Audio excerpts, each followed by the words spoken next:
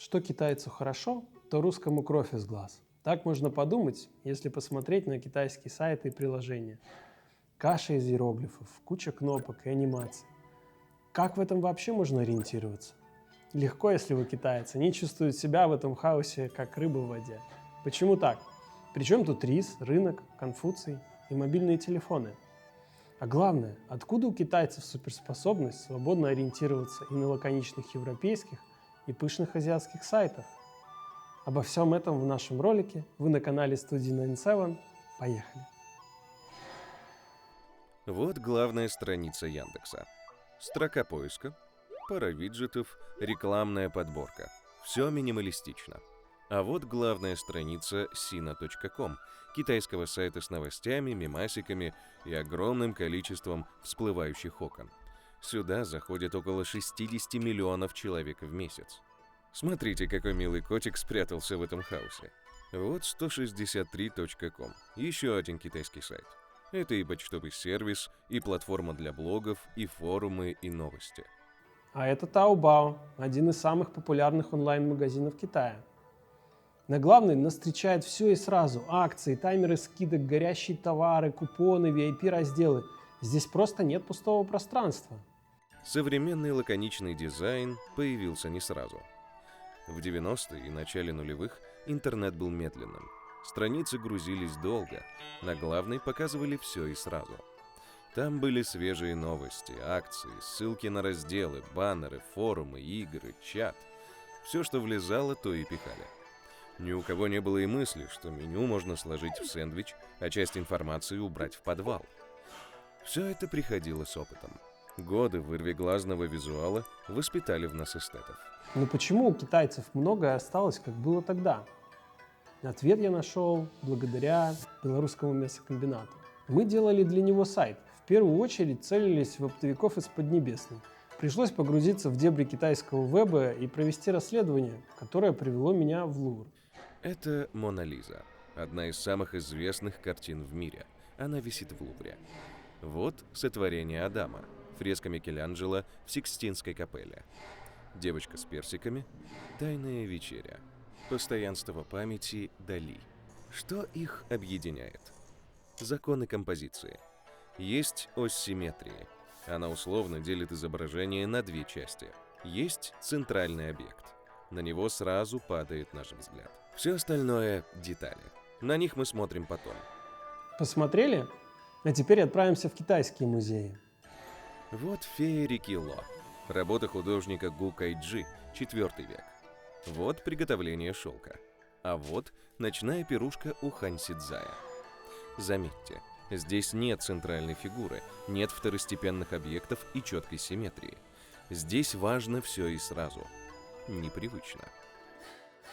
Такой подход к композиции – часть китайской культуры. Есть теория, что корни таких композиционных законов связаны с рисом. Если в Европе сотни лет назад основной культурой были пшеница, рожь или овес, то в Китае был рис. Выращивание зерновых требует куда меньше рабочих рук. Если сильно упростить труд европейского земледельца, то нужно только подготовить поле, засеять, дождаться урожая и собрать его. Это не просто, но и собирать толпу не обязательно. Если постараться, то своим семейством можно обойтись. Другое дело рис. Для него нужны плотины, каналы, водохранилища и прочие сложные системы орошения. Еще циклы посадки и сбора риса строго регламентированы, и они довольно коротки. В таких условиях нужно больше людей, причем они должны работать вместе, иначе вырастить урожай просто невозможно.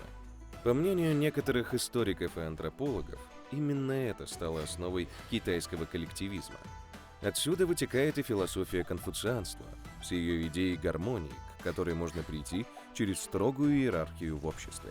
Никакого индивидуализма. Если ты плюнешь в коллектив, коллектив утрется. Если коллектив плюнет в тебя, ты утонешь. Такой коллективистский подход хорошо прослеживается в мышлении, в поведении. Просто вспомните группы китайских туристов с гидом-командиром. Конечно, это прослеживается и в дизайне интерфейсов. Для восточных сайтов характерно много объектов и равенство элементов. У нас на Западе царит минимализм и фокус на главном. Это можно легко доказать с помощью фотоаппарата. В 2008 году в журнале «Бюллетень личностной и социальной психологии» опубликовали статью с интересным экспериментом. В нем фотографов из Восточной Азии и США попросили сделать портрет девушки. Казалось бы, простейшая задача. Что здесь может быть особенного? Ну, было. Американцы крупным планом снимали лицо девушки, как на паспорт. Именно это мы и представляем, когда слышим портрет. А вот азиаты удивили. Они сфотографировали девушку полностью и включили в кадр значительную часть комнаты, в которой она сидела. Вот и наглядная разница в менталитете. То, что для нас визуальный шум, для них важная информация. Все на виду, как на рисовом поле или на свитке. Надо только знать, куда смотреть. Но не только законы композиции влияют на плотность информации. Свою лепту вносит письменность. У китайцев нет заглавных иероглифов. Даже здесь уравниловка. Они не ставят пробелы между словами, только знаки препинания. А между абзацами нет пустой строки, их отделяют друг от друга с помощью отступа. Но можно же выделить ключевые слова или фразы другим шрифтом. Такая практика – обычное дело для западных дизайнеров. Но у китайских специалистов руки связаны. И вот почему. Иероглифов десятки тысяч. По оценкам китайского лингвиста Джоу Югуана, в повседневной жизни используется около 6600, но даже это запредельная цифра. Дизайнеру нужно создать не 33 уникальных буквы, а несколько тысяч уникальных иероглифов. Колоссальный объем работы. И еще более колоссальным его делает одно решение, принятое правительством в 50-х годах прошлого века. Традиционная письменность, по мнению Мао Цзэдуна, была слишком сложна, поэтому в 1956 году он решил ее упростить, чтобы народ быстрее учился писать и читать. Через 8 лет упорной работы выкатили 2235 упрощенных иероглифов. Но традиционные варианты никуда не исчезли. Они до сих пор активно используются на Тайване и в Гонконге. Это дизайнеру тоже нужно учитывать. Да и многие иероглифы сами по себе очень сложные. Они состоят из кучи мелких черт. Причем их нельзя упростить без потери смысла. Посмотрим на иероглиф «бианг». Он обозначает традиционную лапшу из провинции Шаньси.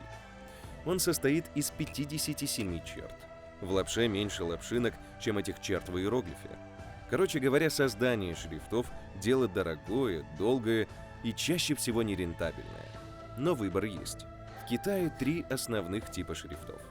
Сонгти с засечками, хэйти без засечек, кайти, похожий на рукописный. Они давно стали веб-стандартом. Их используют для Windows и в текстовых редакторах.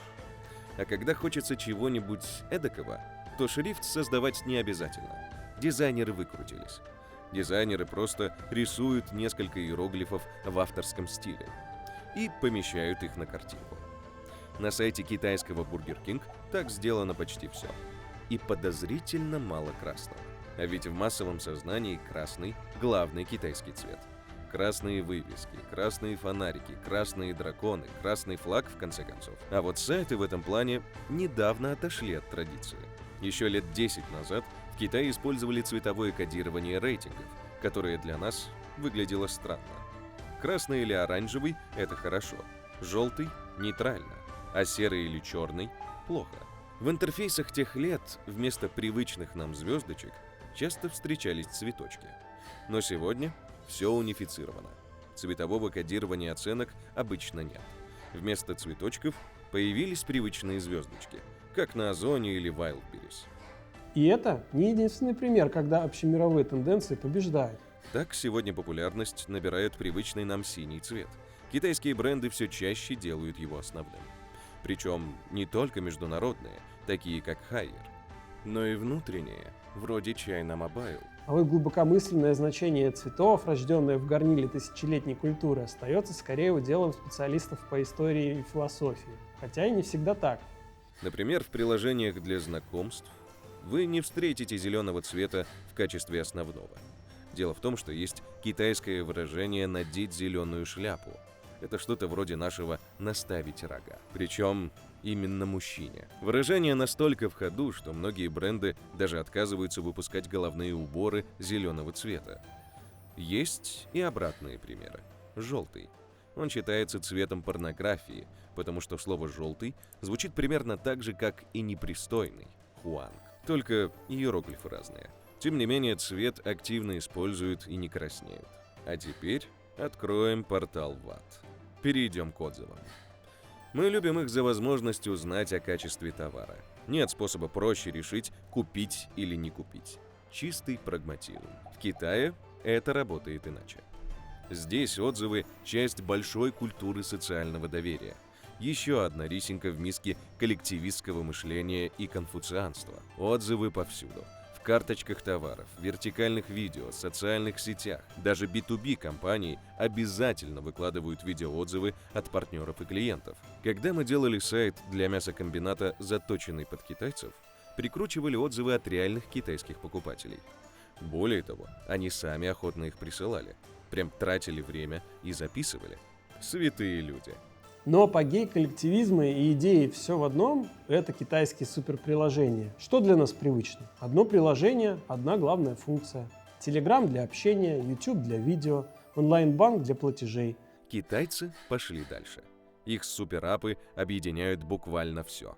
Покупки, новости, чаты, переводы денег, даже госуслуги и подписание контрактов. Более миллиарда пользователей WeChat не дадут соврать. Здесь есть все и даже больше. Второй гигант – Alipay. Вроде бы платежный сервис, но по сути полноценная экосистема. Здесь можно оформить микрозайм, посмотреть цены на акции или получить кредитный рейтинг. До кучи есть даже мессенджер с голосовухами и кружочками. С таким функционалом неудивительно, что почти 60% китайцев ежедневно совершают покупки прямо внутри суперприложений. Человек весь день может провести в одном суперапе.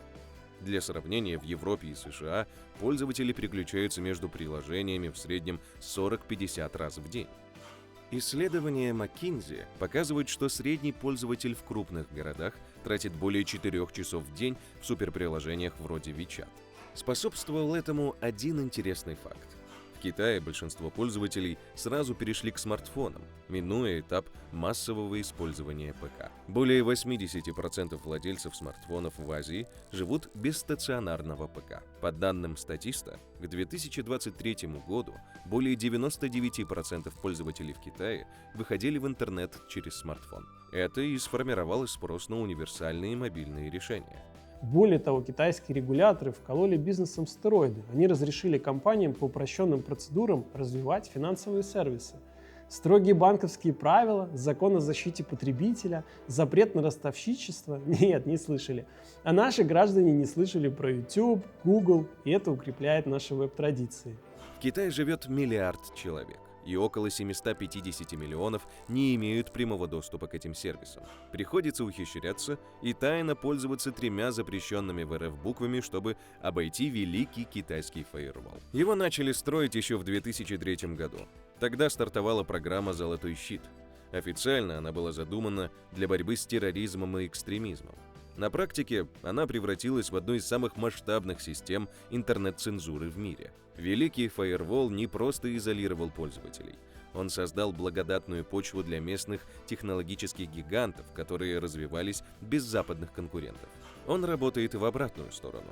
Западные варвары не могут проникнуть в цифровой сад Поднебесной и пропитаться местной дизайнерской культурой. Впрочем, они не сильно и рвутся.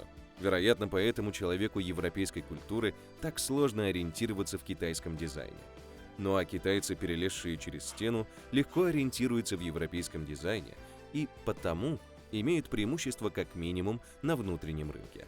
Но все стены когда-нибудь падают. Что будет с китайским дизайном после падения этой? Посмотрим. А пока все. Спасибо за просмотр, ставьте лайк, подписывайтесь и не носите зеленые шляпы, во всяком случае в Китае.